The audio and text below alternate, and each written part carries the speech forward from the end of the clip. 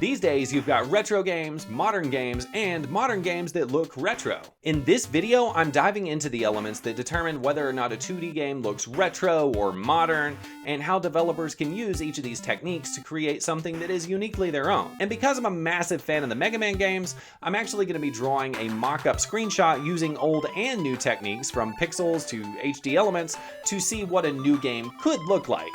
Let's do it! Hey guys, I'm Andrew Robinson of Robinson Pixels. This video actually started out as a request from Brutus Magnuson 315 to go over the differences between modern and classic pixel art. Thank you so much for that request, and I'm looking forward to talking about that right here. Now, if you don't know, pixel art is that pixelated 2D look that nearly all games used to use, with the individual graphics referred to as sprites. But if you look at a game like Celeste, you can generally tell at a glance that it's a modern game, even if you don't necessarily know why. Classic games were bound by small resolutions, which is part of what determined their style.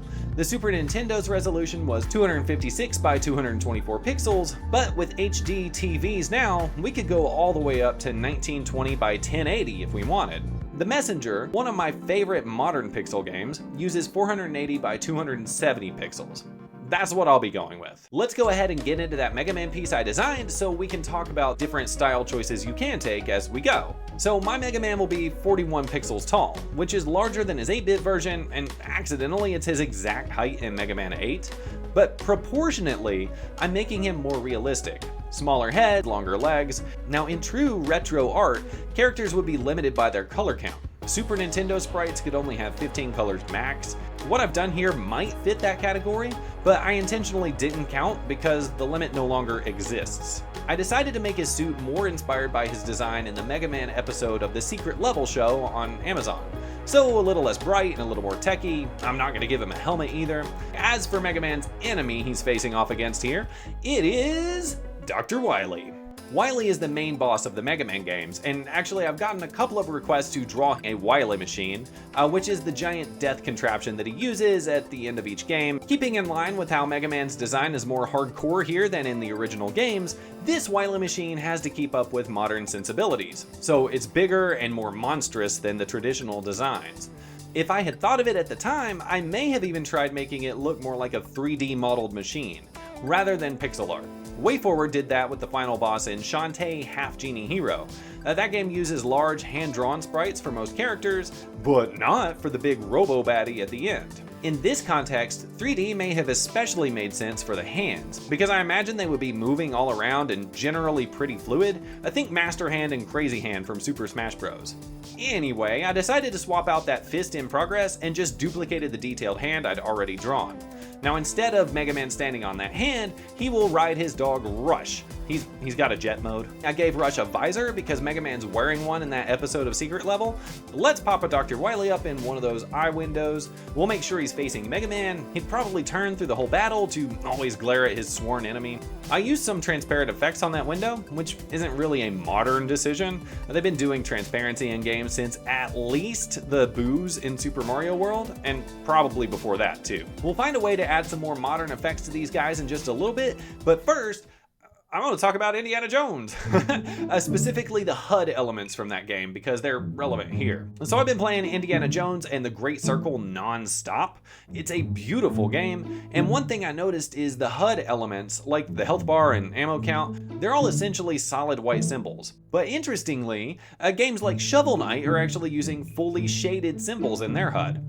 I could be wrong, but my theory as for why they're doing this is that the more complex these backgrounds with all these details and stuff, the more you might actually lose the HUD elements, right? Like they would just kind of blend in with all that detail. And I'm wanting to put more detail into this image as we go. So I'll be doing sort of a minimalist basic design for mine as well. How basic? This basic. I like it when modern games find fun ways to use classic graphics, like when you can go into the 8-bit sections in Super Mario Odyssey. So here I'm starting out with the classic Mega Man Extra Life item, but I'm editing it to look more minimalist, similar to what they did in Indiana Jones. For the actual individual health units, I used solid colors without any highlights, or shadows.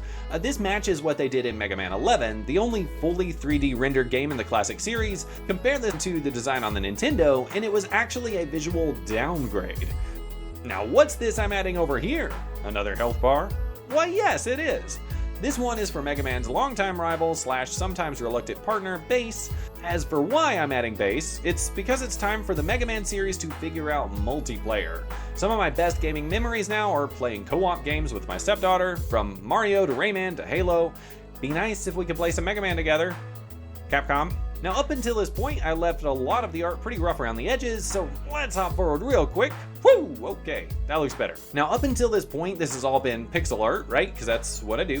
But I want this to look like an HD 2D game like Octopath Traveler, which has 2D sprites and 3D worlds with neat little effects. Honestly, I was thinking 2D sprites in a 3D world was something fairly new as a modern gaming concept, but then I remembered viewers on the channel keep telling me to check out Breath of Fire 4, and that actually used 3D environments with pixel art characters back in 2000. So it's not exactly new, but people have gotten really good at it.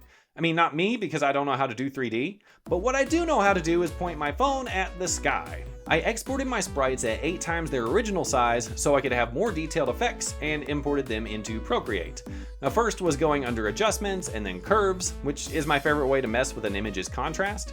Usually I scooch in the bottom left corner and the top right corner, and this is already looking way more epic, but it's still maybe a little too real. So I did a little hue adjustment to push the colors towards purple. I think that helps it look a little more otherworldly. I'll push it even more later. But first, I want it to look more epic. So I used the warp tool. By adjusting the points on these grid lines, I warped the sky to make it look like it's swirling around them. Now it's more like they're in the eye of a hurricane or something. Now one problem is that dark blob at the bottom that draws your eyes downward. I want the focus to be higher up with the battle. So I flipped that layer. Much better.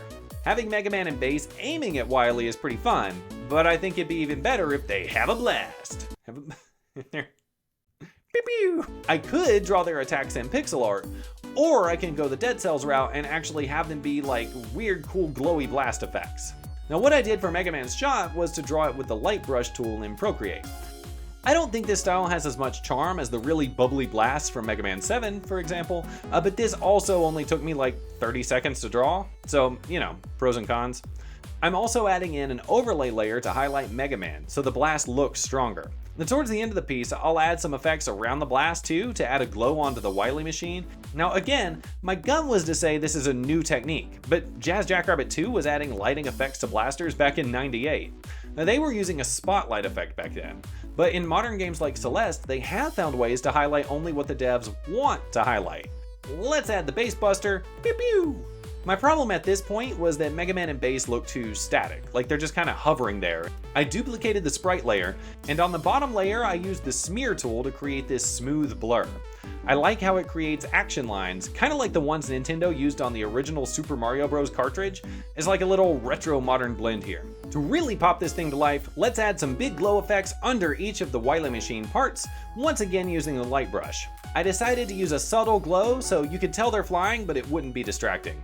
And that's it. Oh, wait, hang on. Wily needs a health bar. Let's just steal this logo from Mega Man 8, give him a big ol' health bar, and that's it. Diddly diddly do.